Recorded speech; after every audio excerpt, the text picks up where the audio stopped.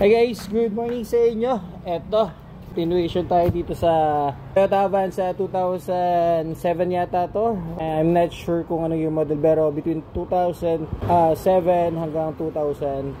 So, ang gagawin natin dito guys is for mix lang ng aircon. So, mag-aircon cleaning tayo. Ayan. Sa mga magtatanong guys, paano daw ba ang pag-aircon cleaning netong unit is backless dashboard kami dito guys. Yan, always backless dashboard. Kasi madami nag-inquire sa akin kung nagno backless kami. Hindi po. Always backless dashboard kami. Ayan, nabackless na guys yung dashboard. Nakita nyo naman, naransak na. So na-pull down na yung evaporator housing. So tatlo ang pinupull down dito guys ha. Ayan, pakita ko sa inyo yung unang pinupull down dito. Oops, nakasarado. Ayan, yan dito, evaporator side dito. Ayan, na-pull down na rin yan. Second is itong yan, sa may dashboard para makuha yung evaporator housing.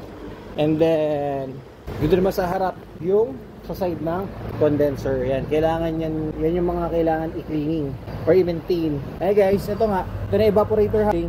Yan, babaklasin to para makuha yung pinaka evaporator. Ito yung sa dashboard, and then ito yung sa rear. Yan, sa likod, babaklasin din yan kasi i-cleaning. And then ito yung condenser. Yan guys, pag magpapa-aircon cleaning kayo, ipandi talaga na pinapa-pull down to ha.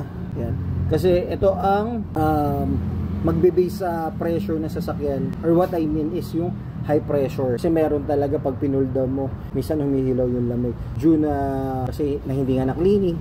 And then ito, kailangan dito guys, pinapalitan. Yan, yung filter dryer, yan na, nakita nyo, tumay na rin, diba? Yan, yung filter dryer na ito, bago is naisalpak na dito. Yan, ito kasi yung baklasan yan guys eh. Ayan o.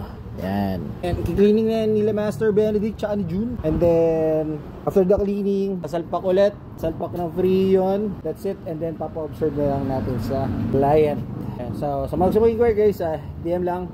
Body regulong, auto legal, car aircon, car tint. Maraming salamat po.